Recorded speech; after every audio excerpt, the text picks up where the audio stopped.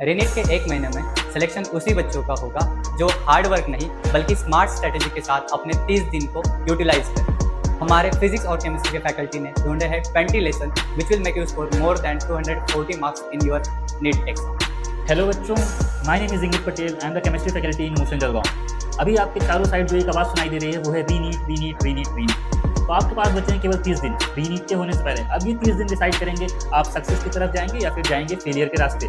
तो देखिए, आपको इन 30 दिनों के अंदर करनी है स्मार्ट स्टडीज। स्मार्ट स्टडीज के अंदर आपको सिलेक्टिव टॉपिक्स को पढ़ने हैं और इन्हीं सिलेक्टिव टॉपिक्स पर आपको अपनी कमांड्स को बनानी है। पहला चैप्टर इक्विलिब्रियम, फिर coordination compound, GOC, periodicity, chemical bonding, chemical kinetics, some basic concepts in chemistry, solution, D and F blocks and electrochemistry.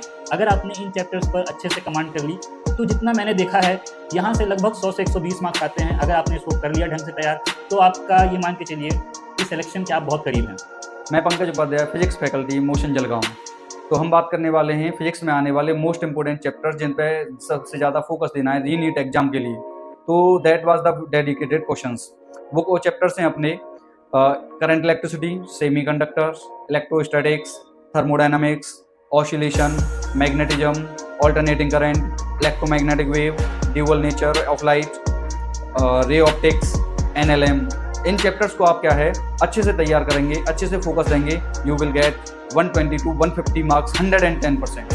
नमस्कार विद्यार्थी आणि पालक मित्रबंधू, मी आताच इंगित सर आणि उपाध्याय सरांचं पॉवर बुस्टर सेशनबद्दल सांगितलं त्यांनी कसे तुम्ही प्रिपेअर करू शकता आणि मॅक्झिमम 220 मार्क्स कसे तुम्ही काढू शकता। मी हेच एक सांगू शकतो की तुम्हाला याच्यातही काही प्रॉब्लेम असतील तर तुम्ही मोशन जळगाव सेंटरला व्हिजिट करू शकता आणि आमची जी रीनेटची पॉवर बुस्टर बॅच आहे त्याला तुम्ही एनरोल करू शकता। ती वेगळी कशी असणार आहे त्याच्याबद्दल मी तुम्हाला काही पॉईंट सांगतो।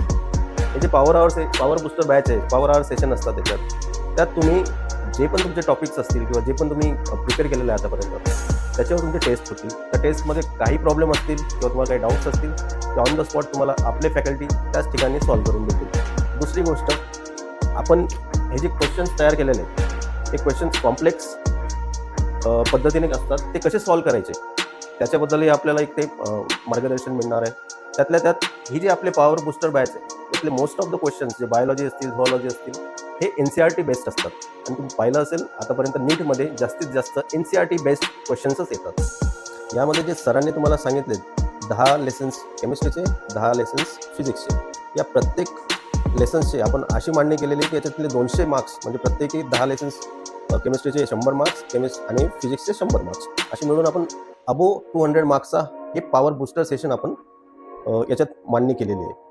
तर तुम्ही नक्कीच विचार करू शकता मोशन जळगाव सेंटर जे भास्कर मार्केट जळगावला आहे। नमस्कार, धन्यवाद।